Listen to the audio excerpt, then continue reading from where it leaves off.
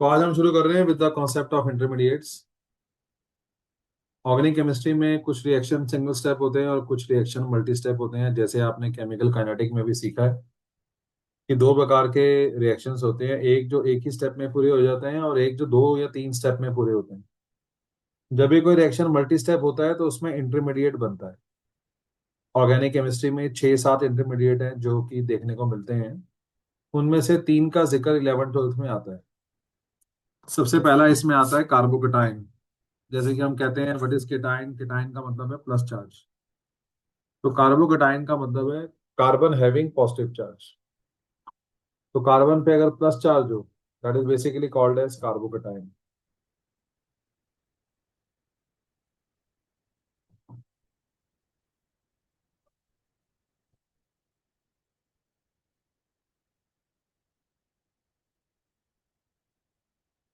तो कार्बोकेटाइन क्या है, लिखो। Carbon having positive charge.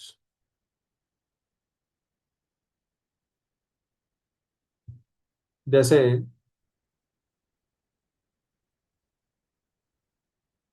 इसे हम लोग कहते हैं इथाइल कार्बोकेटाइन।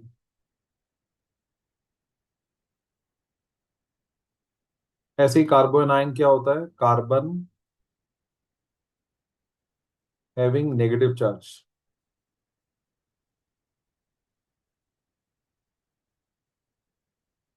जैसे ये जो बना रहा हूं मैं, इसका नाम है मिथाइल कार्बोनाइन। इनके आईपैक नेम नहीं होते, नाम बोलने में जरूरी नहीं होते, ऐसे ही लिख दिए मैंने, सर पे मत लेना। फ्री रेडिकल्स क्या होता है, न्यूट्रल कार्बन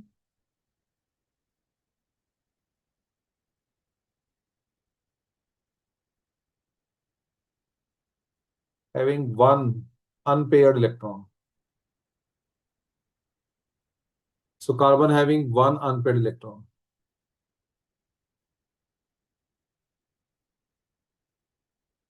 जैसे ये आप देख रहे हो, इसका नाम है आइसोप्रोपाइल फ्री रेडिकल। तो हमारे पास केमिस्ट्री में तीन प्रकार के इंटरमीडिएट हैं। कार्बोकेटाइन 95% रिएक्शनों में देखने को मिलेगा। 12th में कार्बोनाइन का एक केस है। फ्री रेडिकल का भी बस एक चैप्टर में ही आएगा, बाकी ज्यादा नहीं आएगा। बट कार्बोकेटाइन एक कॉन्सेप्ट ऐसा है जो काफी सारे चैप्टर्स में आपको देखने को मिलेगा। तो केमिस्ट्री में रिएक्शन मल्टी स्टेप्स होते हैं, सिंगल स्टेप होते हैं। अगर रिएक्शन मल्टी स्टेप होता है तो उसमें इंटरमीडिएट बनता है कार्बोकेटाइन, कार्बोएनाइन और free radicals. These are the most common three intermediates जिनके बारे में हम बात करते हैं। Carbon having positive charge is called carbocation. Carbon having negative charge is called carbanion. Carbon having one unpaired electron, it's a neutral carbon, इस पे कोई चार्ज नहीं है, is called free radical. Then we have stability of intermediates. Intermediate के बारे में पहली बात है कि सारे इंटरमीडिएट अनस्टेबल है। कार्बोकेटाइन, कार्बोनाइन, फ्री रेडिकल सारे ही अनस्टेबल है। सबकी लाइफ नैनो सेकंड में है। Reaction required intermediate to live for 1 nanosecond, ये हमने एक कहानी बनाई हुई है आपको समझाने के लिए। किसी भी रिएक्शन में ये जरूरी होता है कि इंटरमीडिएट 1 नैनो सेकंड तक जिंदा रहे।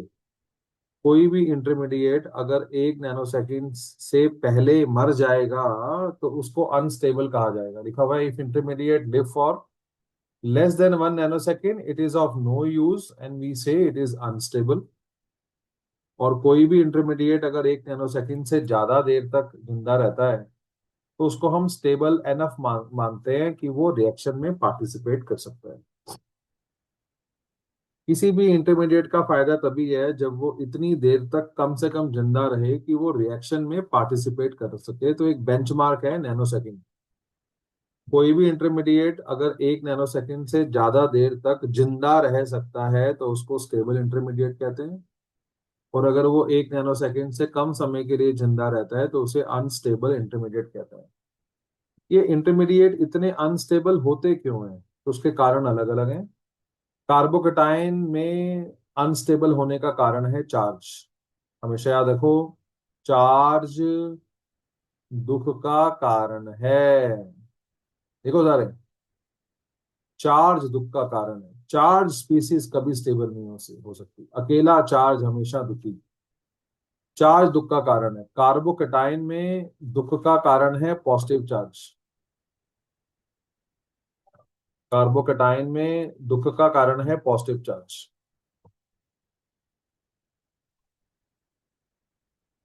कार्बोकेटाइन में दुख का कारण है पॉजिटिव चार्ज। कार्बोएनाइन में दुख का कारण है नेगेटिव चार्ज। चार्ज दुख का कारण है, अकेला चार्ज दुखी है। प्लस के साथ माइनस आ जाए तो परम सुख है। अकेला चार्ज दुखी है। आप लैब में जाओ, किसी शीशी में Na+ नहीं पड़ा हुआ। Na के साथ क्लोराइड मिलेगा, Na के साथ नाइट्रेट मिलेगा, Na के साथ सल्फेट मिलेगा। Na कभी अकेला नहीं मिलेगा। अकेला चार्ज एग्जिस्ट नहीं कर सकता। चार्ज दुख का कारण है। किसी भी एटम के लिए चार्ज पकड़ना उतना ही मुश्किल है जैसे कोई बहुत गर्म चीज अपने हाथों में पकड़ना। जैसे कोई रोडीज का टास्क है कि आपको कोई गरम गरम चीज पकड़नी है, तो गरम चीज पकड़ना जितना मुश्किल है, उतना ही मुश्किल है चार्ज पकड़ना। तभी हम कहते हैं चार्ज दुख का कारण है। Charge species are unstable.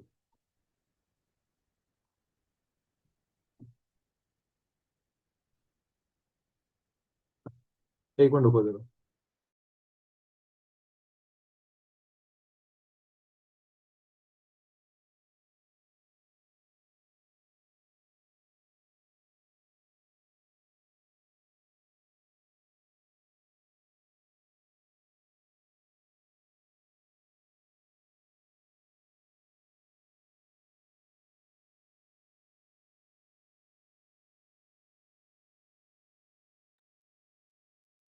तो चार्ज दुख का कारण है।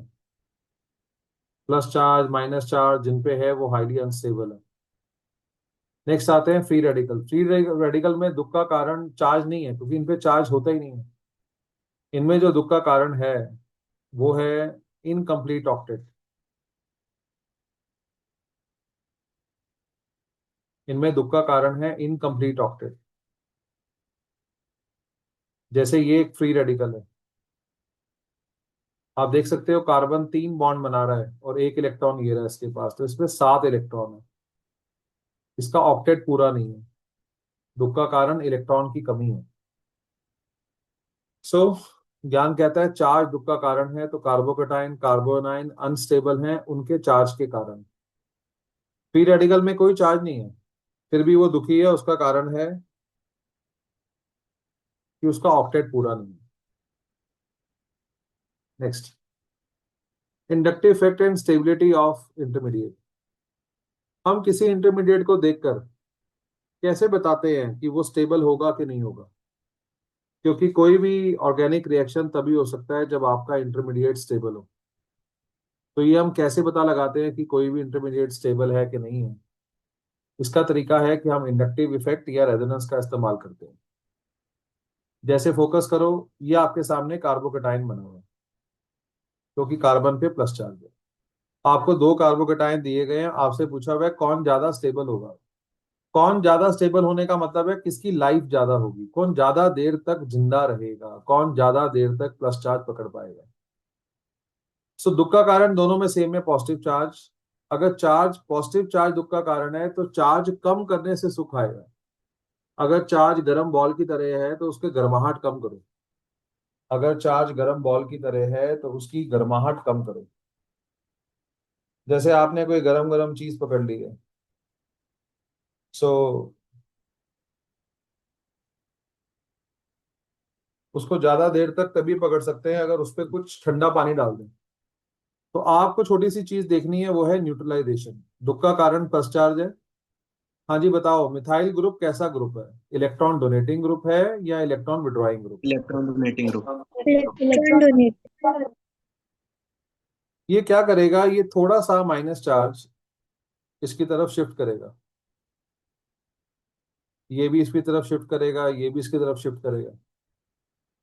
इससे क्या होगा, इससे ये प्लस चार्ज थोड़ा सा कम हो जाएगा, प्लस चार्ज डिक्रीज हो जाएगा। जितना प्लस चार्ज कम होगा उतनी इसकी लाइफ बढ़ेगी। यहाँ पे क्लोरीन लगी हुई है, बताओ क्लोरीन कैसा ग्रुप है? Electron withdrawing group. ये इलेक्ट्रॉन विड्रॉइंग ग्रुप है, ये कार्बन से इलेक्ट्रॉन छीनेगा। उस पे पहले से ही प्लस चार्ज था, प्लस चार्ज और बढ़ जाएगा, प्लस चार्ज विल इंक्रीज।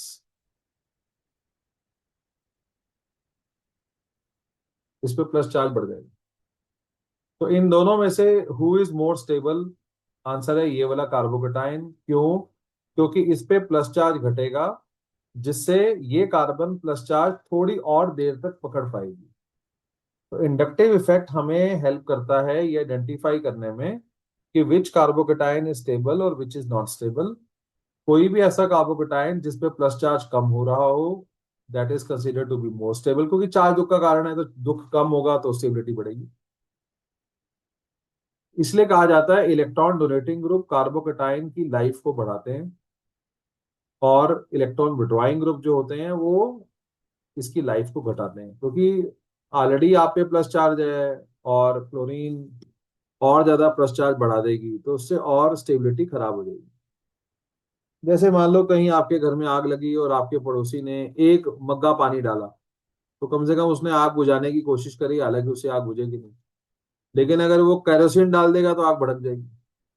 तो प्लस चार्ज दुख का कारण है। कोई भी ऐसा फैक्टर जिससे प्लस चार्ज बढ़ेगा तो कार्बोकेटाइन की लाइफ घटेगी, प्लस चार्ज घटेगा तो कार्बोकेटाइन की लाइफ बढ़ेगी। अभी आ गया, ये कार्बोनाइन है दुख का कारण। हमेशा पहले ये सोचते हैं दुख का कारण क्या है, why it is unstable. The answer is negative charge.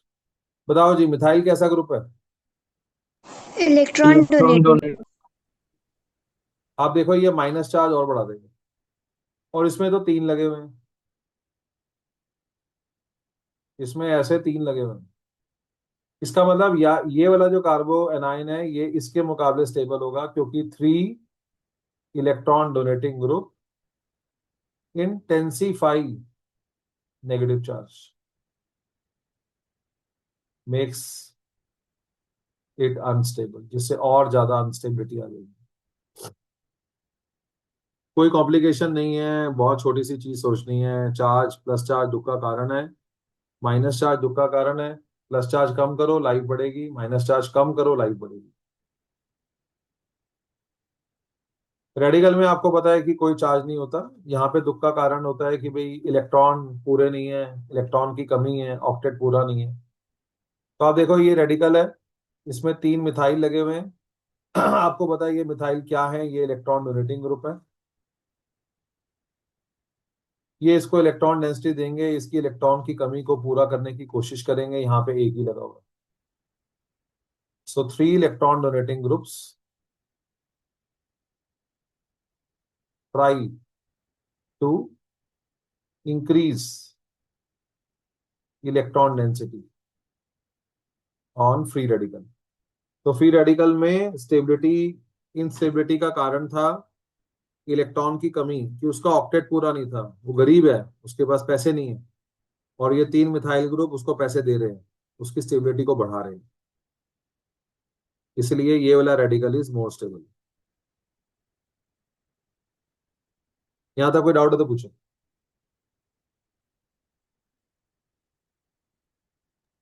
Sir free radical की स्टेबिलिटी तो हाइपर कंजुगेशन से देते हैं। हाइपर कंजुगेशन ट्वेल्थ में सिलेबस में नहीं है, इसलिए हम उसको छेड़ नहीं रहे ना।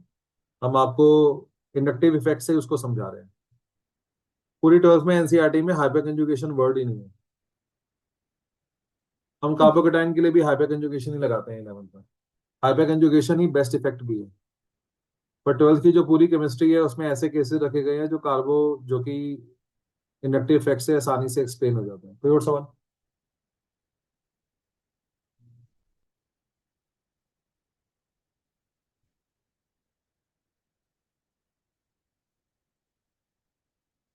तो जिस प्रकार इंडक्टिव इफेक्ट से हम स्टेबिलिटी चेक कर सकते हैं इंटरमीडिएट की, उसी प्रकार हम रेजोनेंस से भी स्टेबिलिटी चेक कर सकते हैं। ये जो कंपाउंड है इसका नाम है बेंजाइल कार्बोकेटाइन। कल आपने मुझसे कॉमन नेम सीखे थे। बेंजाइल क्या होता है? बेंजीन के साथ वाली कार्बन पे कुछ लगा हो। तो ये बेंजाइल कार्बोकेटाइन है। इसकी स्टेबिलिटी का कारण है रेजोनेंस।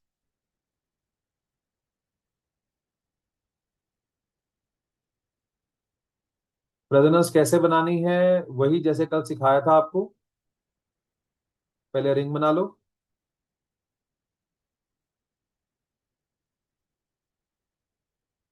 पहला और आखिरी सेम। बेंजीन की अपनी रेजोनेंस। यहां तक बना के बैठो।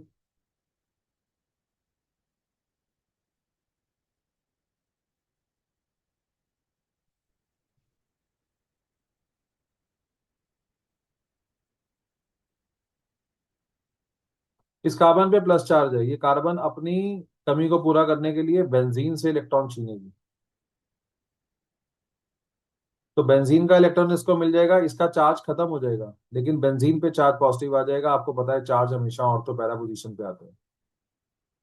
तो कार्बन पे प्लस चार्ज था, कार्बन पे इलेक्ट्रॉन की कमी थी, उसने बेंजीन से इलेक्ट्रॉन छीने, अपना चार्ज खत्म किया, बेंजीन पे चार्ज पॉजिटिव आ गया। आपको पता है रेजोनेंस होगी, ये ऑर्थो कार्बन पैरा कार्बन के इलेक्ट्रॉन छीन लेगी, ये पाई बॉन्ड यहां आ जाएगा, प्लस चार्ज यहां आ जाएगा, बाकी स्ट्रक्चर सेम।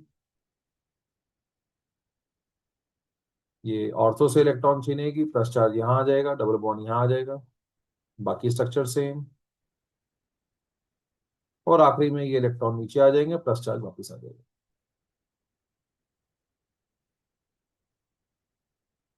इंटरमीडिएट अनस्टेबल होते हैं अपने चार्ज के कारण। इंटरमीडिएट दो प्रकार से स्टेबलाइज किए जा सकते हैं, एक via inductive effect. Inductive effect तब हम देखते हैं जब इलेक्ट्रॉन डोनेटिंग ग्रुप लगे हों, विड्रॉइंग ग्रुप लगे हों। रेजोनेंस कहाँ होती है? कल आपने काफी कुछ रेजोनेंस में सीखा है, लेकिन अभी तो समुद्र में जिसे कहते हैं बहुत डुबकी लगानी बाकी है। रोज कुछ नया सीखता है बंदा ऑर्गेनिक में। मुझे कैसे पता लगेगा कि रेजोनेंस होगी? तो रेजोनेंस का सबसे बड़ा मूल मंत्र है कॉन्जुगेशन। हमेशा याद रखो, रेजोनेंस वहां होती है जहां कॉन्जुगेशन होती है। रेजोनेंस वहां होती है जहां कॉन्जुगेशन होती है।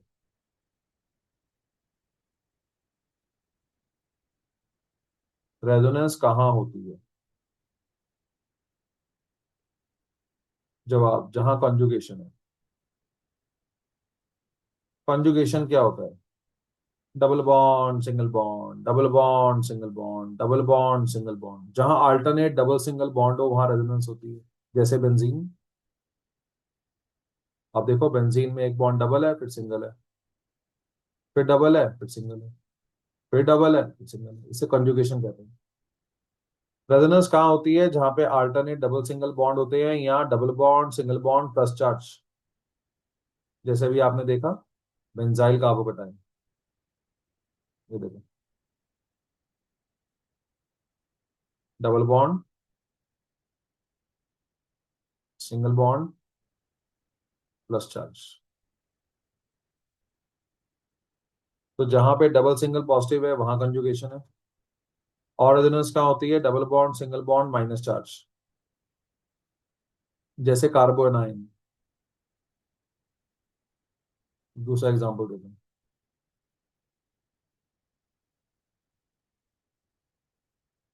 ये देखो, see this double bond single bond minus charge, तो डबल सिंगल माइनस। रेजोनेंस कहाँ होती है? जहां कंजुगेशन होती है। और रेजोनेंस कहाँ होती है? Double bond single bond lone pair. कहीं पे अगर double bond single bond lone pair है तो भी रेजोनेंस होगी, जैसे कल आप बना रहे थे फिनॉल में, फ्लोरोबेंजीन में। देखो, डबल बॉन्ड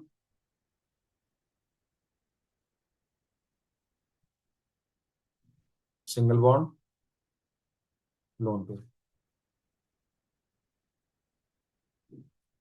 बनाओ।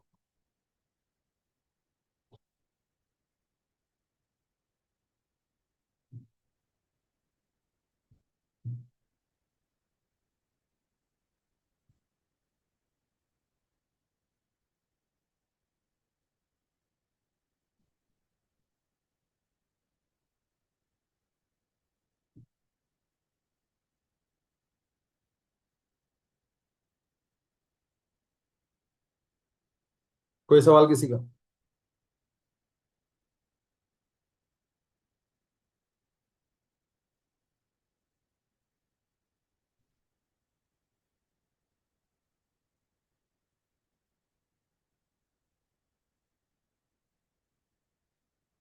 सो बेंजाइल कार्बोकेटाइन स्टेबल है, उसका कारण रेजोनेंस है। रेजोनेंस के मॉलिक्यूल पे अनेक प्रभाव पड़ते हैं। उनमें से एक प्रभाव ये होता है कि रेजोनेंस से हर मॉलिक्यूल की स्टेबिलिटी बढ़ती है। रेजोनेंस के दौरान क्या होता है, डबल बॉन्ड टूटता है, डबल बॉन्ड बनता है, डबल बॉन्ड टूटता है, डबल बॉन्ड बनता है। ये जो प्रोसेस है, डबल टूटा डबल बना, डबल टूटा डबल बना, इससे ओवरऑल थर्मोडायनेमिक मतलब ओवरऑल मॉलिक्यूल की एनर्जी कम होती है। एक और एंगल से समझा सकते हैं, चार्ज दुख का कारण है, दुख बांटने से कम होता है। इंडक्टिव फेट की प्रॉब्लम क्या है? इंडक्टिव फेट की प्रॉब्लम ये है, प्लस चार्ज खत्म नहीं होगा। ये देखो, 3 मिथाइल ग्रुप लगे हैं, लेकिन ये पार्शियल चार्ज दे रहे हैं। पार्शियल का मतलब होता है मिली कूलम। बात को समझो, ये प्लस चार्ज खत्म नहीं हो जाएगा। मैंने कहा कि आपके घर में आग लगी, पड़ोसी ने 3 मग्गा पानी डाला, 3 मग्गे पानी डालने से तो आग नहीं बुझ सकती। तो इससे आग खत्म नहीं हो रही, प्लस चार्ज खत्म नहीं हो सकता, क्योंकि पार्शियल चार्ज कभी भी पूरे प्लस चार्ज को खत्म ही नहीं कर सकता, लेकिन कम करने का प्रयास है। भावना सही है। इंडक्टिव फेट की प्रॉब्लम यह है कि प्लस चार्ज रहेगा इसी कार्बन पे ही।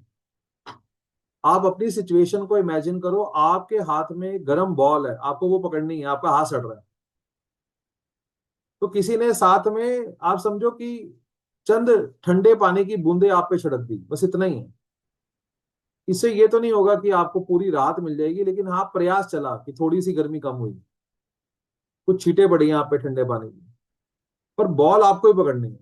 रेजोनेंस का फायदा ये है, जिसका हाथ सड़े अगले को पास करे। आप देखो, ये प्लस चार्ज इस कार्बन पे था, मतलब ये चार्ज, ये वाली जो चार्ज था ये कार्बन पे था। अब देखो वो ऑर्थो कार्बन पे आ गया, अब देखो वो पैरा कार्बन पे आ गया, अब देखो वो ऑर्थो पे आ गया, अब देखो ये वापस आ गया। रेजोनेंस का फायदा क्या है? दुख बांटने से कम होता है, दुख बांटो। इसका फायदा ये है कि plus charge will not remain on one carbon for longer time. तो कार्बन पे दबाव नहीं रहता। मैं इसको लाइन बोलता हूं, जिसका हाथ सड़े अगले को पास करे। इस कार्बन पे चार्ज पॉजिटिव था, 1 नैनोसेकंड तक इस पे रह गया, फिर इसने पकड़ लिया। इसका जब जब ये बर्दाश्त नहीं कर पाया, इसने इलेक्ट्रॉन ले ली, अब चार्ज यहाँ पे आ गया। फिर ये जब बर्दाश्त नहीं कर पाया, इसने इलेक्ट्रॉन ले ली। इसलिए साथी हाथ बटाना, एक अकेला थक जाएगा, मिलकर चार्ज उठाना, मिलकर चार्ज उठाना। तो रेजोनेंस का सबसे बड़ा फायदा यह है कि प्लस चार्ज एक एटम पे लंबे समय तक रहता ही नहीं है। इंडक्टिव फेट की प्रॉब्लम यह है कि प्लस चार्ज कम तो हो जाएगा, लेकिन रहेगा उसी एटम पे। सो दबाव उसी एटम पे रहेगा। इसका मतलब यह हुआ कि आपके हाथ में गर्म बॉल थी और आपने वो किसी और को कैच पकड़ा दी। अब जितनी देर के लिए वो उस गर्म बॉल को पकड़ेगा, उतनी देर के लिए आपको रिलीफ मिल जाएगा। वही यहाँ पे हो रहा है। इसका नाम है एलाइल कार्बोकेटाइन। मेरे साथ गाएंगे, एलाइल क्या होता है बोलो? डबल बॉन्ड के साथ वाली कार्बन पे प्लस चार्ज। मुझे बताओ, क्या यहाँ रेजोनेंस होगी? आना बोलो। होगी सर। यस। क्या यहाँ पे कंजुगेशन है? दिख रहा है सबको? चेक करो। Yes yes sir. Yes sir. Double bond, single bond, plus charge, देखो कंजुगेशन है। अब रेजोनेंस बनानी कैसे है? वैसे एग्जाम में बनानी नहीं आती, घबराओ नहीं, लेकिन जितना आप गहराई में सीख लोगे उतना कॉन्फिडेंट रहोगे। सो आप क्या देख सकते हो, कंजुगेशन में क्या होता है? डबल बॉन्ड यहाँ आ जाएगा, प्लस चार्ज यहाँ आ जाएगा। दो बनते हैं इसमें स्ट्रक्चर। इसमें 5 बनते हैं रेजोनेटिंग स्ट्रक्चर, इसमें 2 बनते हैं रेजोनेटिंग स्ट्रक्चर। जितने ज्यादा रेजोनेंस के स्ट्रक्चर बनेंगे, उतना इंटरमीडिएट ज्यादा स्टेबल माना जाता है। क्योंकि जितने ज्यादा स्ट्रक्चर बनेंगे, उतनी कम देर के लिए चार्ज पकड़ना पड़ेगा। इसी प्रकार की रेजोनेंस कार्बोनाइन में भी होती है। देखो,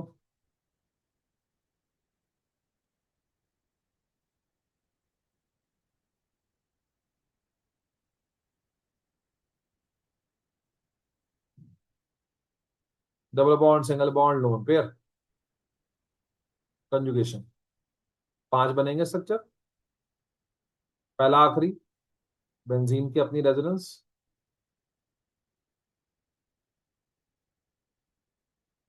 उसके बाद आपको बताया था, लोन पेयर से बॉन्ड, बॉन्ड से लोन पेयर, गा के। बिना गाए कोई फायदा नहीं। तो यहाँ पे माइनस चार्ज था, क्योंकि इलेक्ट्रॉन इसने बेंजीन को दे दिए, इस पे प्लस चार्ज आ जाएगा, प्लस माइनस न्यूट्रल हो जाएगा। थोड़ा विचार कर लो। लोन पेयर से बॉन्ड, बॉन्ड से लोन पेयर, चार्ज हमेशा ऑर्थो पैरा पे रहता है। लोन पेयर से बॉन्ड, बॉन्ड से लोन पेयर।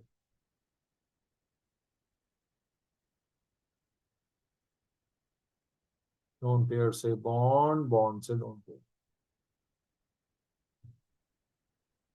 ये है बेंजाइल कार्बो एनाइन। ऐसे रेडिकल में भी रेजोनेंस होती है, पर एक भी केस नहीं है सिलेबस में। 12th में तो मैं बिल्कुल मिनिमम पढ़ा रहा हूँ आपको, तो मैं करा ही नहीं रहा। Benzyl carbanion, 5 resonating structure. Inductive effect और रेजोनेंस में से रेजोनेंस को ज्यादा शक्तिशाली इफेक्ट माना जाता है। रेजोनेंस ज्यादा प्रभावशाली इफेक्ट है, रेजोनेंस में ज्यादा ताकत है चार्ज कम करने की। रेजोनेंस में ज्यादा शक्ति है कार्बो इंटरमीडिएट की स्टेबिलिटी बढ़ाने की। ऑल्दो एक्सेप्शंस आती हैं, कई जगहों पे इंडक्टिव इफेक्ट भी जीत जाता है, लेकिन अभी मैं इतना आपको सिखा नहीं सकता। आपका काम इससे चल जाएगा पूरी 12th का, जो मैंने आपको सिखा दिया। ये 3 केस आ रहे हैं रेजोनेंस के हिसाब से, या जो भी समझ आपको दी है, इंडक्टिव इफेक्ट की समझ दी है। आप चेक करोगे विच इंटरमीडिएट इज मोर स्टेबल। मैं आपको 2 मिनट दे रहा हूं, अपने आप आंसर मार्क करो सोच के, विचार करके।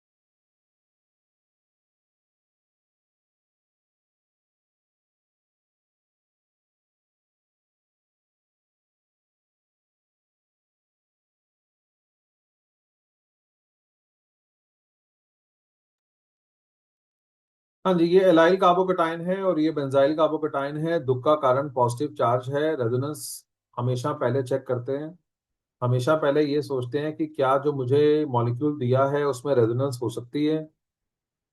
उसके लिए चेक करते हैं कंजुगेशन। तो गा के बोलो, double bond, single bond, plus charge, इसका मतलब यहाँ रेजोनेंस होगी। और आपको पता है ये एलाइल कार्बोकेटाइन है, इसमें 2 बनते हैं रेजोनेटिंग स्ट्रक्चर, बनाने नहीं होते, बस अपने आप को समझाना है। ये बेंजाइल कार्बोकेटाइन है। और क्या यहाँ पे कंजुगेशन है? हाँ जी, यहाँ पे कंजुगेशन कंजुगेशन है। और आपको पता है जब कोई चीज बेंजीन के साथ आती है तो उसमें 5 बनते हैं रेजोनेटिंग स्ट्रक्चर। जितने ज्यादा स्ट्रक्चर बनेंगे रेजोनेंस के, उतनी ज्यादा इंटरमीडिएट की लाइफ बढ़ेगी। ये फिर से बेंजाइल कार्बोकेटाइन है, इसमें 5 बनेंगे रेजोनेटिंग स्ट्रक्चर्स। इसका नाम ट्राइफिनाइल कार्बोकेटाइन है। ये हमारी कार्बोकेटाइन की दुनिया में भीषम पितामह है। आप देखो यहाँ पे क्या है, कंजुगेशन यहाँ से भी बन रही है, कंजुगेशन यहाँ से भी बन रही है, कंजुगेशन यहाँ से भी बन रही है। तो ये एक पहली बार प्लस चार्ज इस रिंग में जाएगा, फिर इस रिंग में आएगा, फिर इस रिंग में आएगा, तो एक रिंग 5 स्ट्रक्चर, 3 रिंग 15 स्ट्रक्चर, तो यहाँ पे 15 स्ट्रक्चर बनेंगे रेजोनेंस के। अगेन क्योंकि इसमें नंबर ऑफ स्ट्रक्चर ज्यादा बनेंगे तो इसमें रेजोनेंस ज्यादा होगी, तो स्टेबिलिटी ज्यादा होगी इसकी। तभी मैंने कहा ये भीषम पितामह है, एक्चुअली इसकी बहुत ज्यादा लाइफ होती है। ये भी बेंजाइल कार्बोकटायन है, ये भी बेंजाइल कार्बोकटायन है, कंजुगेशन यहाँ भी है, यहाँ भी है, लेकिन उसका कोई फायदा नहीं, बिकॉज वो फैक्टर तो कैंसिल हो गए। यहाँ पे नाइट्रो लगा हुआ है। हाँ जी बताओ, नाइट्रो कैसा ग्रुप है? Electron electron withdrawing. ड्राइंग। जो भी ग्रुप बेंजीन पे लगा होता है ना, प्लीज ट्राई टू अंडरस्टैंड जो समझा रहा हूं, उसका इम्पैक्ट यहाँ पे सोचो बस। आप ये सोचो इसके होने से इस पे क्या असर पड़ेगा, तो ये प्लस चार्ज बढ़ेगा, कम बढ़ेगा, ज्यादा बढ़ेगा, ये मत सोचो, बस बढ़ेगा जो भी होगा ना, इम्पैक्ट इस पे सोचो। हाँ जी, मिथाइल कैसा ग्रुप है? Electron donating. Electron donate. इसका प्रभाव जो भी चीज लगी होगी डायरेक्ट उसका प्रभाव यहाँ पे सोचना, ये सिर्फ समझाने का तरीका है। इसमें घुस मत जाना, मुझे पता है नेट इफेक्ट डिस्टेंस के साथ कम होता है, वो सब कॉन्सेप्ट नहीं है, कुछ और है, मैं आपको नहीं सिखा सकता। इतनी सारी 11 की चीजें मैं आपको एकदम में नहीं सिखा सकता, फिर कभी आगे मौका लगेगा तो इसकी रेजोनेंस बना के दिखाऊंगा। अभी के लिए जो शॉर्टकट तरीका वो ये है कि जो भी चीज बेंजीन पे लगी हो हमेशा उसका प्रभाव इस कार्बन पे सोचो। तो नाइट्रो ग्रुप के कारण इस कार्बन पे प्लस चार्ज बढ़ेगा, मिथाइल के कारण इसमें चार्ज घटेगा। रेजोनेंस का हमें यहाँ फायदा नहीं है कोई, क्योंकि रेजोनेंस दोनों में हो रही है और बराबर हो रही है। इंडक्टिव से इसका हम फैसला कर रहे हैं। चार्ज दुख का कारण है, चार्ज अगर घूम नहीं सकता तो प्लस चार्ज कम करने का प्रयास करो, तो यहाँ पे प्लस चार्ज अच्छे से कम होगा, इसकी लाइफ थोड़ी सी ज्यादा होगी as compare to nitro compound. कोई सवाल किसी का?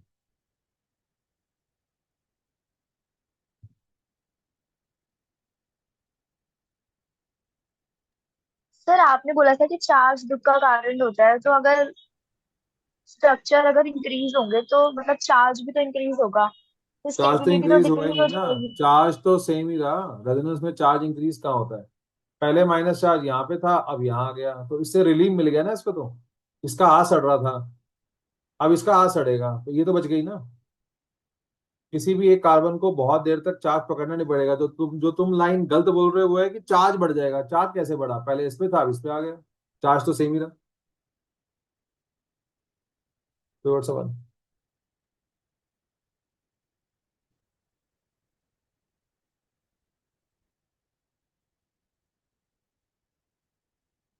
Arrange in the order of stability. ठीक है, 2 केसेस है, I give you 1 minute, do it, करो अपने आप।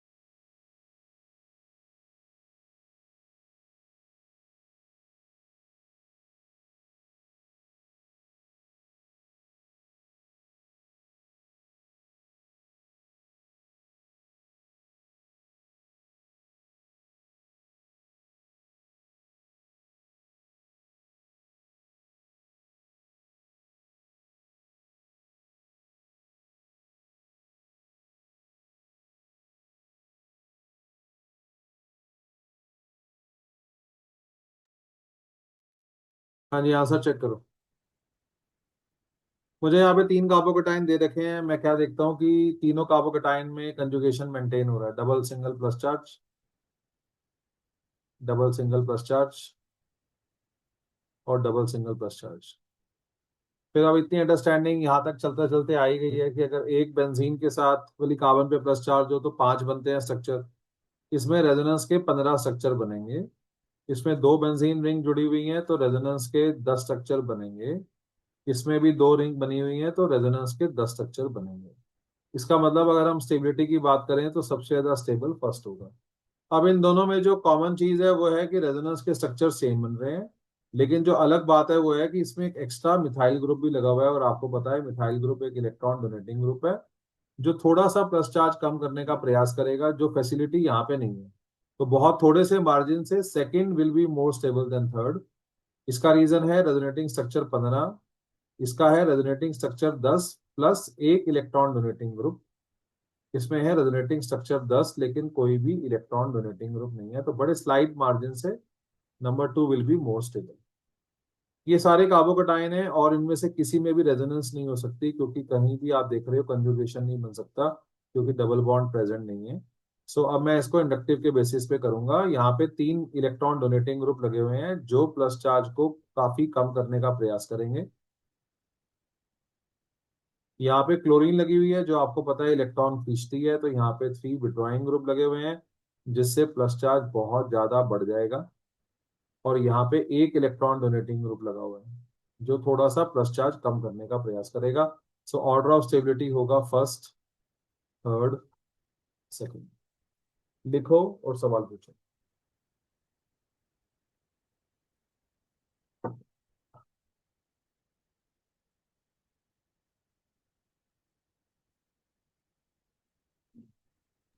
सर एक बार बी पार्ट का सेकंड केस एक बार दोबारा बता दीजिए। नहीं, आप करो, डिबेट करो, बोलो। बी पार्ट के सेकंड में कौन से ग्रुप लगे हुए हैं कार्बन पे, बोलो। Sir electron withdrawing group. वो क्या करेंगे?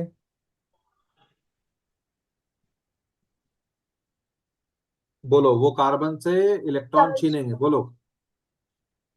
वो कार्बन से इलेक्ट्रॉन छीनेंगे। इससे कार्बन पे प्लस चार्ज बढ़ जाएगा, बोलो। इससे कार्बन पर प्लस चार्ज बढ़ जाएगा। हाँ, चार्ज दुख का कारण है, दुख बढ़ गया, इसलिए ये हाईली अनस्टेबल है। Okay sir. कोई और सवाल किसी का?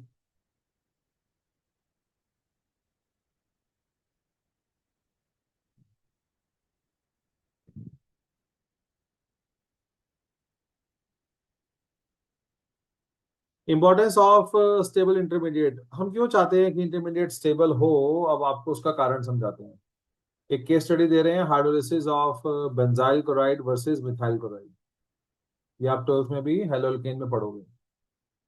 हाइड्रोलिसिस के दो मतलब होते हैं, एक मतलब होता है पानी के साथ रिएक्शन और एक दूसरा मीनिंग होता है हाइड्रोक्साइड आयन के साथ रिएक्शन। ये रिएक्शन है, बेंजाइल क्लोराइड में हाइड्रोक्साइड डाला, सब्स्टिट्यूशन रिएक्शन है, Cl हट गया, OH लग गया। इसका मैकेनिज्म, ये एक कॉम्प्लेक्स रिएक्शन है, मल्टी स्टेप है। फर्स्ट स्टेप में क्लोरीन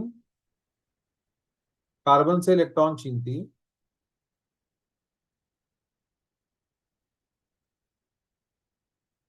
ये एरो देखो, इसका मतलब है क्लोरीन कार्बन से इलेक्ट्रॉन छीन रही है। कार्बन पे चार्ज पॉजिटिव आ गया, क्लोरीन पे चार्ज माइनस आ गया, इस प्रकार जन्म हुआ कार्बोकेटाइन का। यहां तक बनो।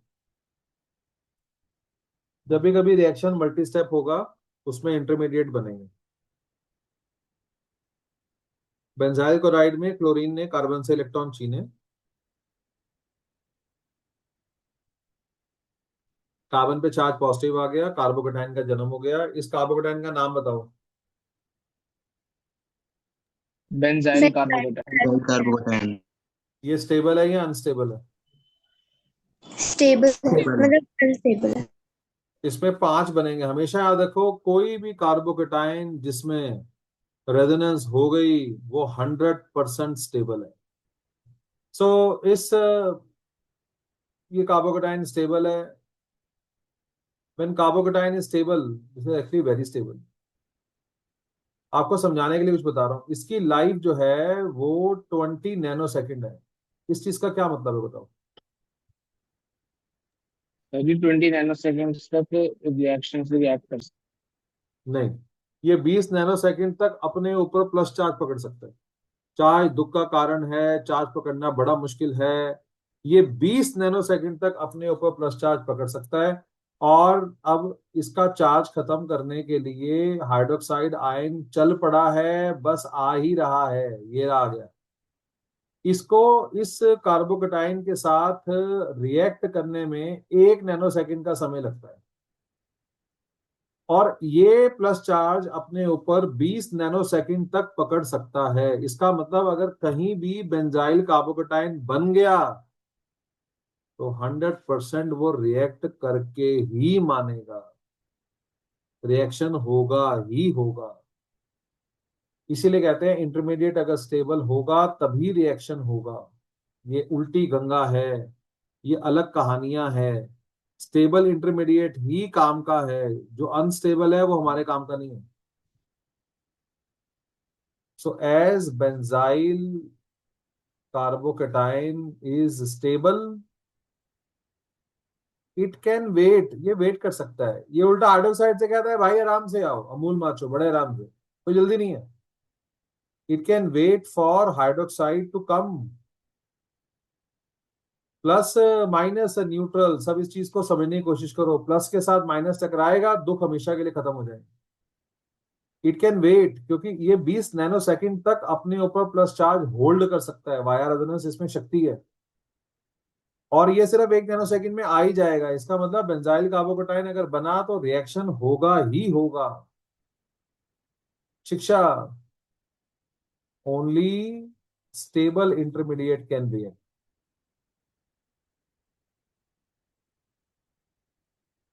कई बच्चों को ये बात बड़ी बुरी लगती है। कई बच्चे इसमें सवाल पूछते हैं कि ये तो उल्टी बात हो गई, हमने तो पढ़ा जो स्टेबल होते हैं वो रिएक्ट नहीं करते। आपने बिल्कुल सही पढ़ा है, जो चीज स्टेबल होती है वो रिएक्ट नहीं करती नॉर्मल सिचुएशंस। इंटरमीडिएट की दुनिया उल्टी है, यहाँ जो स्टेबल है वही रिएक्टिव है। क्योंकि हमने कहा कौन स्टेबल है, जिसकी लाइफ 1 नैनोसेकंड से ज्यादा है उसको हमने स्टेबल बनाए मान लिया है। और जिसकी लाइफ 1 नैनोसेकंड से कम है वो हमारे लिए अनस्टेबल है। टेक्निकली तो सारे इंटरमीडिएट अनस्टेबल है। इसलिए इस लाइन पे विचार करना पड़ेगा, धीरे धीरे ये लाइन समझ में आएगी। जो आपने ये पढ़ा हुआ है ना, स्टेबल चीजें रिएक्ट नहीं करती, वो आपने जनरल केमिस्ट्री में पढ़ा हुआ है। इंटरमीडिएट केमिस्ट्री नैनोसेकंड की केमिस्ट्री है, इसकी कहानी कुछ अलग है। ऐसे ही हमारा रिएक्शन है मिथाइल क्लोराइड के साथ। मैं एक बात और बता दूं, स्टेबल इंटरमीडिएट का फायदा क्या होता है। ये रिएक्शन होने में 30 सेकंड लगे, ये रिएक्शन होने में 1 नैनोसेकंड लगा, टोटल टाइम रिएक्शन होने में लगा 30 सेकंड। जो रिएक्शन वाया इंटरमीडिएट जाते हैं वो रिएक्शन फास्ट होते हैं, तो देखो 30 सेकंड में ये रिएक्शन खत्म हो गया। मिथाइल क्लोराइड का हाइड्रोलिसिस, क्लोरीन चली गई, OH लग गया। इसका मैकेनिज्म बता रहे हैं। जो मैं लिखने जा रहा हूं ये रॉन्ग मैकेनिज्म है, ऐसा नहीं होता। कैसा नहीं होता?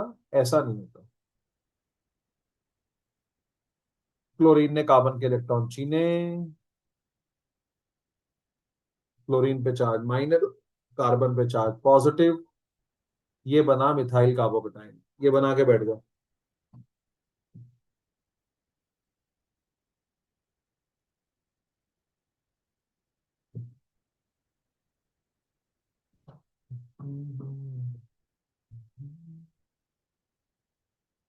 हाँ जी बताओ, ये मिथाइल कार्बोकेटाइन में रेजोनेंस होगी क्या?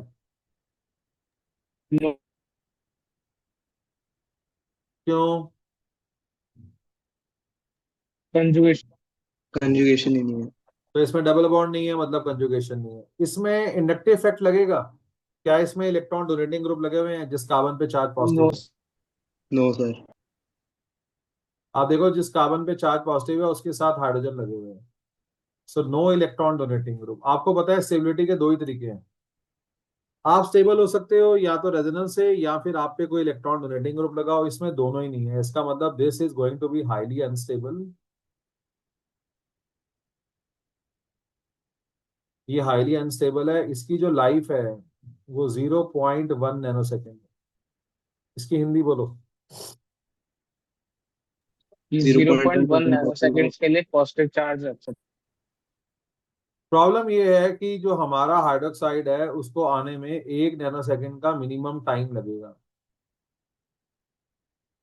और इसकी प्रॉब्लम ये है कि ये 0.1 नैनो सेकेंड तक ही चार्ज पकड़ सकता है। इसका मतलब इनमें रिएक्शन पॉसिबल नहीं, they are never going to react.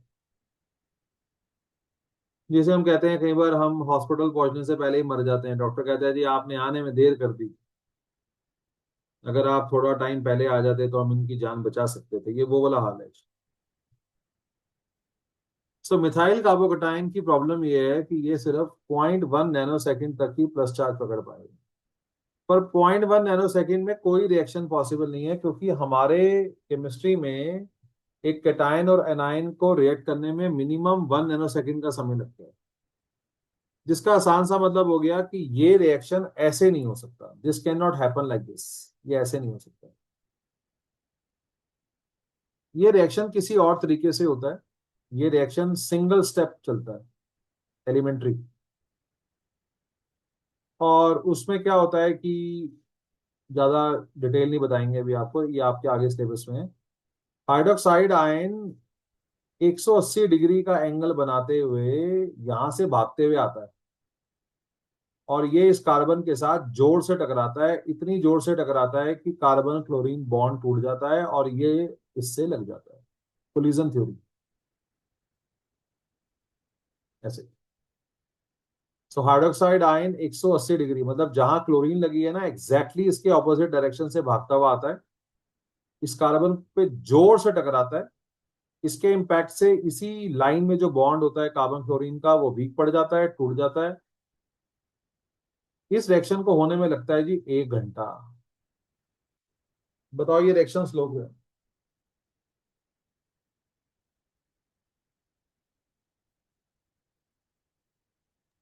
क्योंकि बॉन्ड टूटने में टाइम लगेगा। नहीं, क्योंकि उसमें हाइड्रोक्साइड बहुत आयन कम में चांस है कि डायरेक्टली सीधा लगे वहां पे। यस, यहाँ पे प्रोबेबिलिटी की प्रॉब्लम है। ये हम कह रहे हैं ये रिएक्शन सिर्फ तब हो सकता है जब hydroxide ion exactly opposite to CCl bond टकराए। अब हाइड्रोक्साइड आयन की आंखें तो है नहीं कोई, यहाँ कोई रास्ते तो बने नहीं हुए हैं। सो मिथाइल क्लोराइड के साथ हाइड्रोक्साइड आयन लाखों बार टकराता है, उस 1 लाख में से कोई एक ही ऐसा मौका होता है जब वो बिल्कुल सीध में टकराता है क्लोरीन की, और उसको धक्का मार के डिस्प्लेस कर देता है। इसीलिए कहते हैं कि इसके होने की संभावना कम है। कथा का सार, जो रिएक्शन वाया इंटरमीडिएट नहीं होते वो स्लो होते हैं। जो रिएक्शन वाया इंटरमीडिएट नहीं होते वो फिर भी होते हैं, पर वो स्लो होते हैं। दिल्ली से मुंबई की फ्लाइट 2.5 घंटे की है, बस यही कथा का सार है। आप 2.5 घंटे में मुंबई पहुंच सकते हो, फास्टेस्ट ट्रेन से भी जाओगे तो 18 घंटे लगेंगे, बस से जाओगे 2 दिन लगेंगे, बैलगाड़ी से जाओगे 4 दिन लगेंगे। This is what you have to understand. तो why we always look for stable intermediate, हमारी आंखें तलाशती हैं। ऑर्गेनिक केमिस्ट्री में वी लव स्टेबल इंटरमीडिएट, कोई इंटरमीडिएट स्टेबल स्टेबल बन गया तो रिएक्शन सुपर फास्ट है। नहीं बनेगा फिर भी देखो जीवन में सब काम होते हैं। हम ये नहीं कह रहे ये रिएक्शन नहीं होगा, 100% होगा, थोड़ा स्लो चलेगा। अब ये अलग तरीके से होगा, थोड़ा लंबा रास्ता है, थोड़ा सा डिफिकल्ट रास्ता है, होगा। यहाँ पे खत्म होता है टॉपिक इंटरमीडिएट का। यहाँ तक किसी का सवाल हो तो बताओ, फिर आगे शुरू करते हैं, बोलो।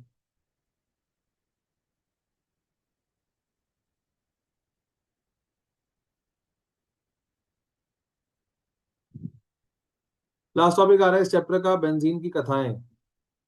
हमें आपको पढ़ाने हैं रिएक्शंस ऑफ बेंजीन। और पहली बात मैं बोलता हूँ, बेंजीन एल्कीन नहीं है। बेंजीन की दिक्कत यह है कि ये एल्कीन जैसी दिखती है। एल्कीन क्या होती है? एल्कीन ऐसे कंपाउंड होते हैं जिनमें कार्बन कार्बन डबल बॉन्ड होता है। Compounds having carbon carbon double bond उन्हें एल्कीन कहते हैं। और यहाँ पे 3 है, यहाँ पे 3 डबल बॉन्ड है, फिर भी बेंजीन एल्कीन नहीं है। कारण, डबल बॉन्ड होने से आप एल्कीन नहीं बनोगे। आप अगर एल्कीन बनना चाहते हो तो एल्कीन के जैसी प्रॉपर्टी दिखाओ। एल्कीन के जो सबसे फेवरेट रिएक्शन है वो एडिशन रिएक्शन है। किसी भी एल्कीन के सबसे फेवरेट रिएक्शन होते हैं एडिशन रिएक्शन। ये है जी एडिशन रिएक्शन। एडिशन रिएक्शन के दौरान पाई बॉन्ड टूटा, दोनों कार्बन के साथ एक एक क्लोरीन ऐड हो गई, दिस इज एडिशन रिएक्शन। ये एल्कीन के सबसे फेवरेट रिएक्शन है। अगर आपको एल्कीन बनना है तो आपको ये दिखाना पड़ेगा। बेंजीन एल्कीन नहीं है क्योंकि इसमें एडिशन रिएक्शन नहीं होते। Benzene do not show addition reaction easily. क्यों नहीं दिखाती? वाई?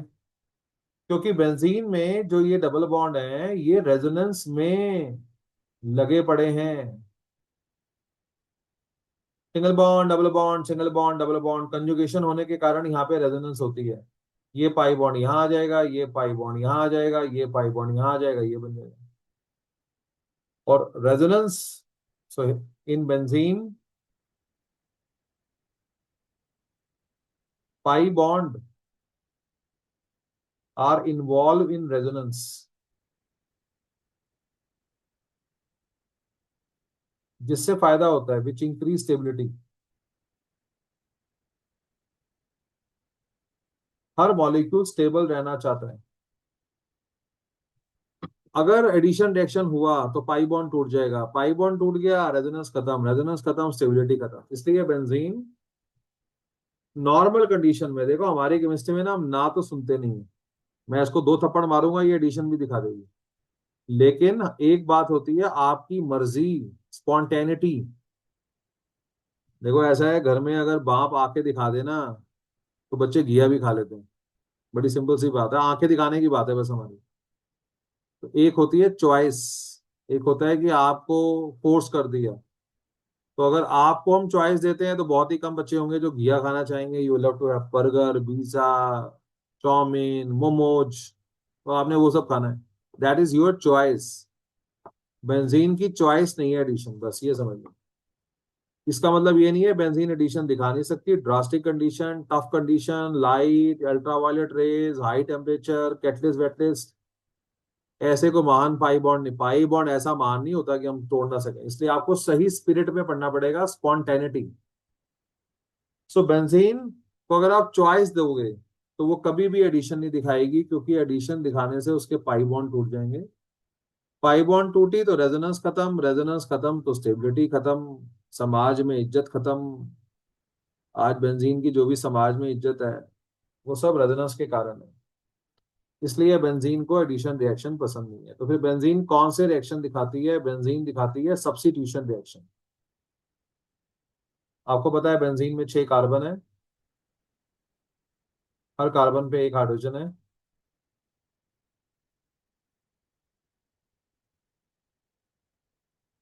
हाइड्रोजन रिप्लेस हो सकता है।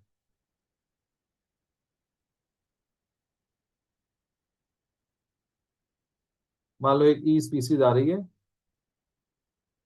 हाइड्रोजन हट जाएगा, कोई भी एक हाइड्रोजन आप हटा सकते हो, सारे सेम है, कोई भी एक हाइड्रोजन हट जाएगा और ये ई लग जाएगा। तो ये जो आप होता हुआ देख रहे हो इसको सब्स्टिट्यूशन कहते हैं। तो बेंजीन ऐसे रिएक्शन दिखाती है जिसमें हाइड्रोजन हट जाए और उसकी जगह पे कोई और चीज आके लग जाए। बेंजीन एल्कीन नहीं है। 3 3 पाई बॉन्ड है पर एल्कीन नहीं है। डबल बॉन्ड होने से एल्कीन नहीं बनोगे, एल्कीन के रिएक्शन दिखाने से एल्कीन बनोगे। एल्कीन के जो सबसे कॉमन रिएक्शंस हैं दे आर सबसे एडिशन रिएक्शन, और बस बेंजीन एडिशन ही नहीं दिखा पाती। नॉर्मल कंडीशन में बेंजीन एडिशन अवॉइड करती है। कोई सवाल किसी का यहाँ तक?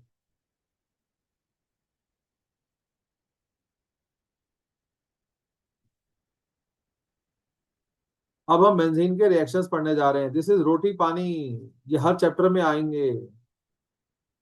पहला रिएक्शन है नाइट्रेशन। लिखो जी, substitution of nitro group in benzene. Benzene पे नाइट्रो ग्रुप का लगना, दैट इज कॉल्ड सब्स्टिट्यूशन। करवाते कैसे हैं?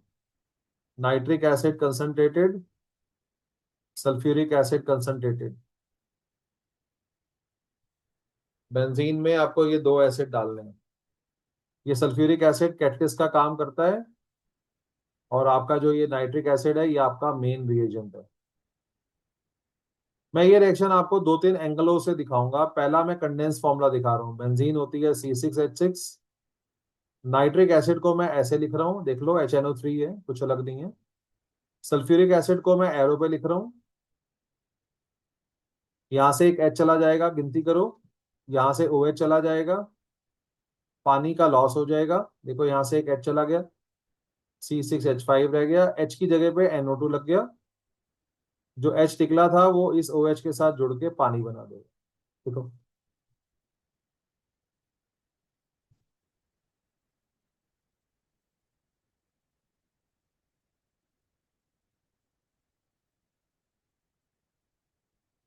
बेंजीन पे नाइट्रो ग्रुप का लगना, नाइट्रेशन।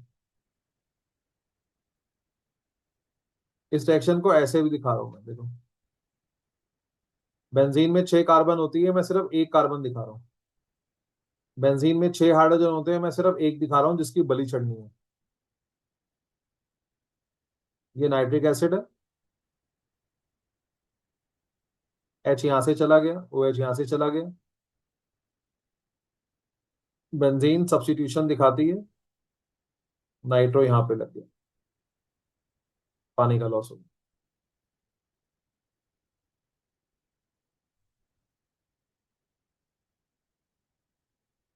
आपको इतनी प्रैक्टिस करनी है कि आप बिना हाइड्रोजन बिना कार्बन बनाए इसको लिखना सीखो। जब हम काम करते हैं 12th में, हम ऐसे लिखते हैं। हम कोई H नहीं दिखाते, हम कोई पानी का लॉस नहीं दिखाते, हम सीधा ये लिखते हैं। आदत डालो।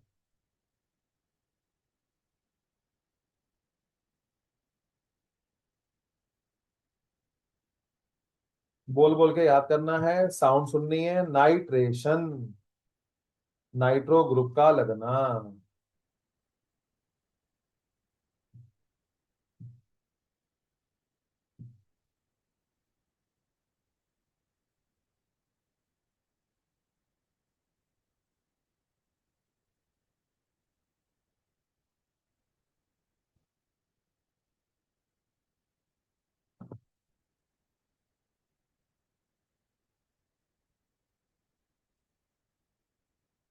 अगला रिएक्शन है सल्फोनेशन। साउंड, सल्फोनिक ग्रुप का लगना। Substitution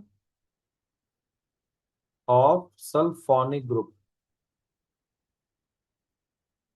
on benzene. कैसे करवाएंगे? सल्फ्यूरिक एसिड डालते हैं। सल्फ्यूरिक ही रिएजेंट है अपने लिए, ये कैटलिस्ट का काम भी कर लेता है। खुद ही कैटलिस्ट है, खुद ही रिएजेंट है। पहला तरीका समझने का, कंडेंस फॉर्मूला।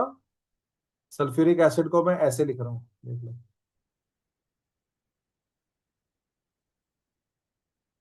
यहाँ से H चला गया, यहाँ से OH चला गया, पानी का लॉस हो गया, एक H चला गया, C6H5 बन गया, उसके साथ SO3H लग गया। इस कंपाउंड का नाम है बेंजीन सल्फोनिक एसिड।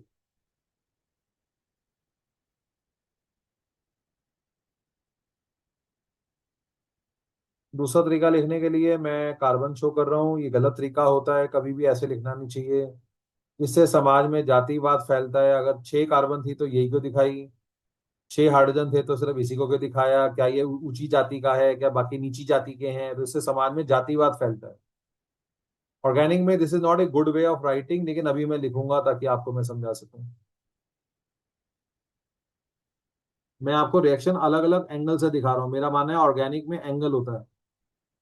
ये भी ठीक है लिखने का तरीका, ये भी ठीक है। बेस्ट तरीका तो यही है, जिसकी प्रैक्टिस आपको करनी है। जो और आगे 1000 बार लिख के, 500 बार लिख कर आएगा, पढ़कर तो कभी भी नहीं आएगा। ऑर्गेनिक लिख कर आती है, कार चलाकर कार सीखना आता है। जितनी मर्जी आर्टिफिशियल स्टिमुलेशन में बैठ जाओ, कुछ नहीं होता उससे।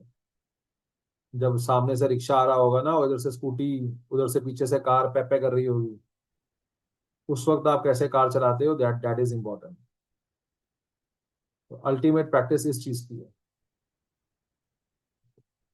सल्फ्यूरिक एसिड को ही HOSO3H की फॉर्म में लिखा हुआ है, आपको समझा रहे हैं ताकि आपको पता लगे कहां से क्या जा रहा है।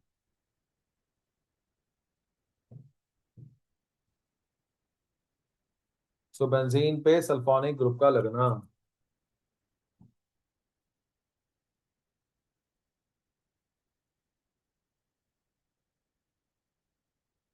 हेलोजिनेशन, बेंजीन पे हेलोजन का लगना।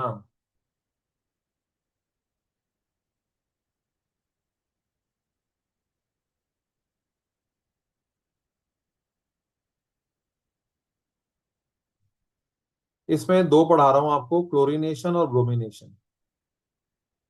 क्लोरीनेशन में कुछ दिक्कत है, आयोडीनेशन में कुछ कहानी है, वो हम आगे नॉर्मल क्लासेस में देख लेंगे। अभी बेसिक के लिए हम दो पढ़ाते हैं, क्लोरीनेशन एंड ब्रोमिनेशन।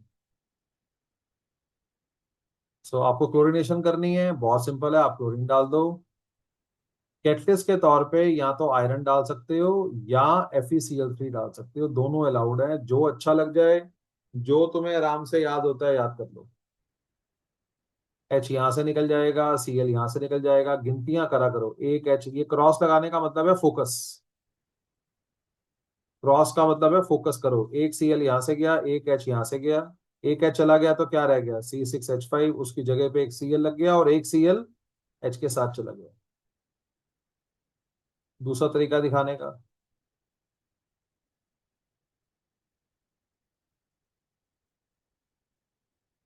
मान लो आयरन लिख दिया सल्फर में, ये देखो ये HCl चला गया और एक Cl H की जगह पे आ गया।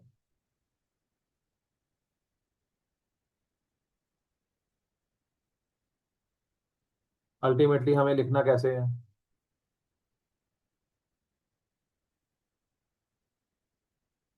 बेंजीन, क्लोरीन, Fe या FeCl3, जो मर्जी लिख दो।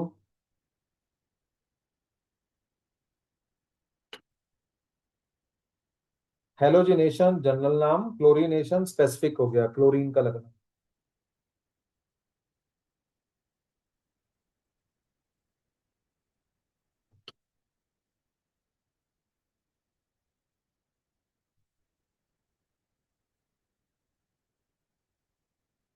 ब्रोमिनेशन में डायरेक्ट दिखा रहा हूं।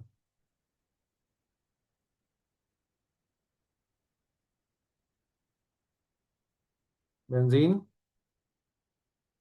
ब्रोमिनेशन, ब्रोमीन डालेंगे, कैटलिस्ट वही है, आयरन यूज कर लो या FeBr3 यूज कर लो।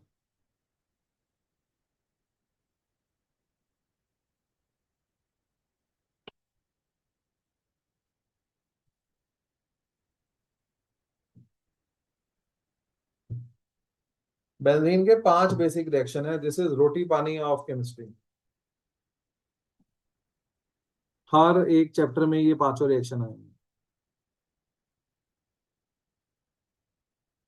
इनको तब तक लिखो जब तक आप कंफर्टेबल ना हो जाओ। 3 रिएक्शन मैंने करा दिए, कोई सवाल किसी का यहाँ तक, पहले ये पूछ लो। नाइट्रेशन में कोई दिक्कत, बोलो।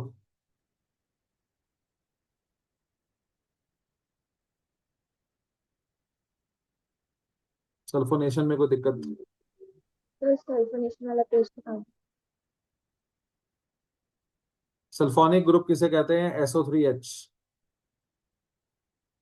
तो what is sulphonation, sulphonic group का बेंजीन पे लगना। इसके लिए आपको सल्फ्यूरिक एसिड डालना है, H2SO4 को ऐसे लिखा हुआ है HOSO3H। बेंजीन से एक H चला जाएगा, यहाँ से OH चला जाएगा, पानी का लॉस हो जाएगा, सल्फोनिक लग जाएगा। सल्फ्यूरिक एसिड ही रिएजेंट है। सल्फ्यूरिक एसिड के कुछ मॉलिक्यूल अपने लिए ही कैटलिस्ट का काम भी करते हैं, तो अलग से बाहर से कोई कैटलिस्ट नहीं डालना। यहाँ पे आयरन या FeCl3 या FeBr3 का इस्तेमाल एज ए कैटलिस्ट करा जाता है। तो और सवाल किसी का।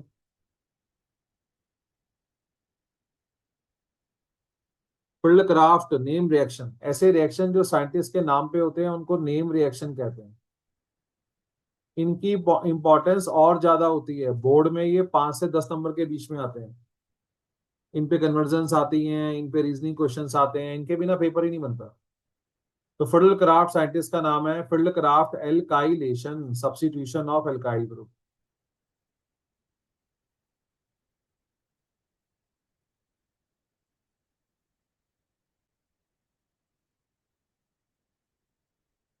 इसके लिए एल्काइल क्लोराइड और साथ में AlCl3 डालना है एज ए कैटलिस्ट।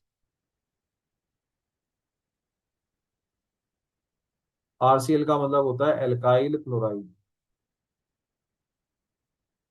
जो एल्काइल ग्रुप आप बेंजीन पे लगाना चाहते हो उसी का एल्काइल ग्रुप R ले लो यहाँ पे।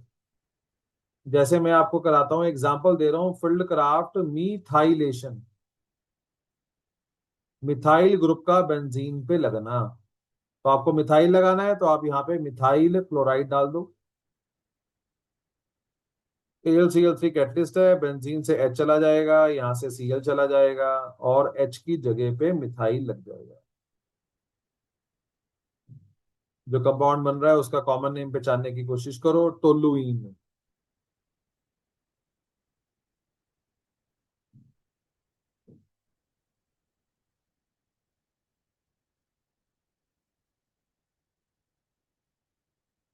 ऐसे भी लिख सकते हैं।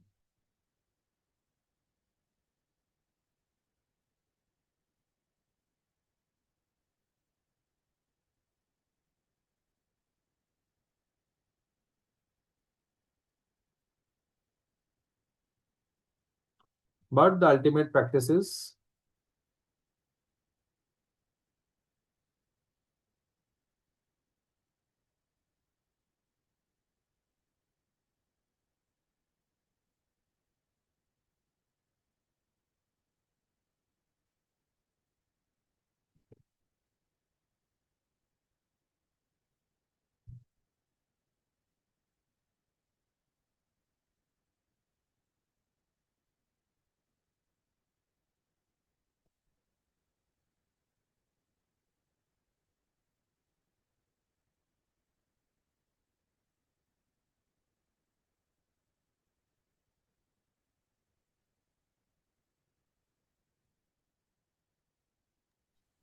सर इसमें कैटलिस्ट का काम कौन करवा रहा है?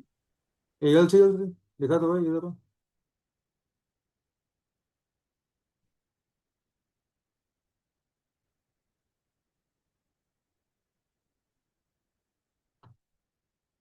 सबसे डिफिकल्ट होता है एसिटाइलेशन, एकदम में ये समझ में नहीं आता। Field craft acetylation, substitution of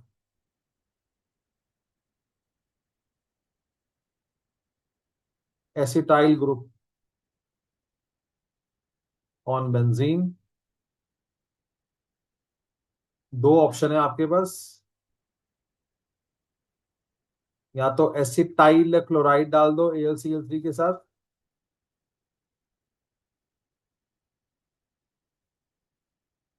या एसिटिक एनहाइड्राइड डाल दो। मुश्किल है ये, 25 से 30 बार जो बच्चा लिखेगा वही इसको समझ पाएगा। 11th के पिटे हुए हो, 11th में ये याद भी नहीं कि कब पढ़ा है, 12th का ये हाल मत कर देना। ऑर्गेनिक लिखकर आती है, हर चीज की समझने की एक लिमिटेशन है। कागज पे देख के कुछ समझ में नहीं आता, लिखते जाओ, गुरुद्वारे मंदिर के चक्कर काटते रहो, प्रभु प्रसन्न होंगे, चमकेगा।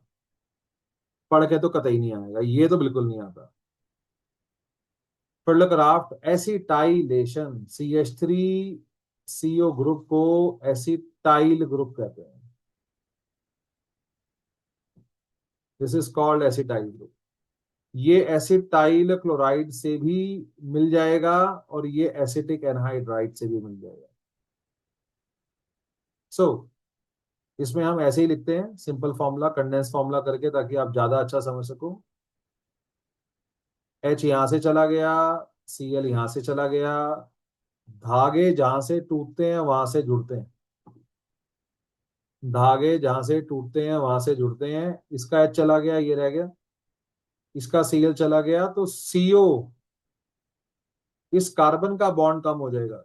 ये क्लोरीन कार्बन के साथ लगी थी, तो जब जोड़ोगे तो COCH3 लिखना है। ये जो आपने बनाया है ये कीटोन है। चलो इसको और दिखाते हैं खोल के, चलो एक और कोशिश करते हैं। एंगल बदल बदल के देखना पड़ता है, शायद कोई एंगल आपको समझ में आ जाए।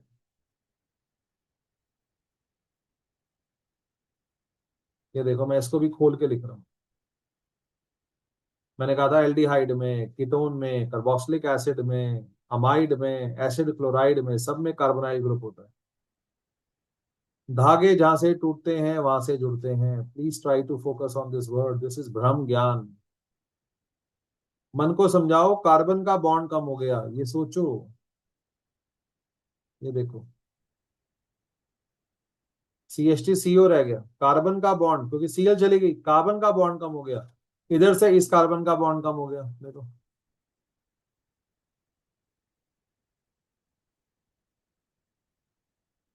ये दोनों कार्बन आपस में जुड़ जाएंगे, धागे जहां से टूटते हैं वहां से जुड़ते हैं।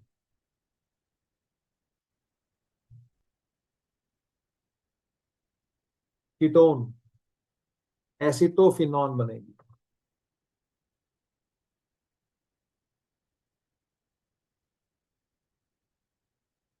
एसिटोफिनॉन। ऐसे ही हम एसिटिक एनहाइड्राइड भी यूज कर सकते हैं। सर इसमें कैटलिस्ट नहीं डालेंगे हम? AlCl3 है, ऊपर लिखा हुआ है, ये रहा, ये एसिटिक एनहाइड्राइड है।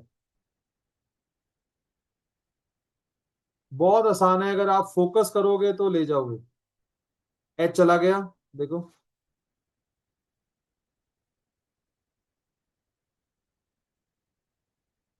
CH2CO दो है इसमें, देखो, एक CH2CO बेंजीन पे लग गया,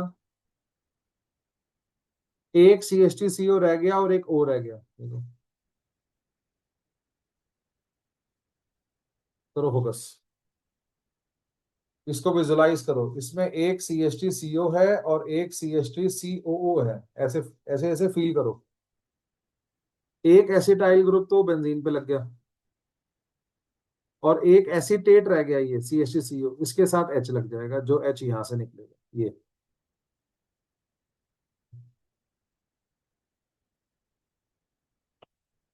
इसलिए हम कहते हैं अगर आपको बिल्कुल 11 नहीं आती तो आप एसिटिक एनहाइड्राइड को भी कुछ समय के लिए छोड़ दो, आप एसिटाइल क्लोराइड याद कर लो।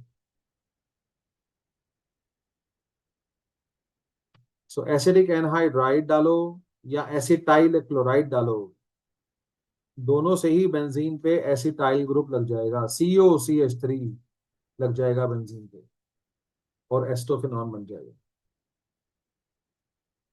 ये थी आज की क्लास, कल इसके आगे बढ़ेंगे, कल कोशिश करेंगे, लास्ट क्लास रहेगी।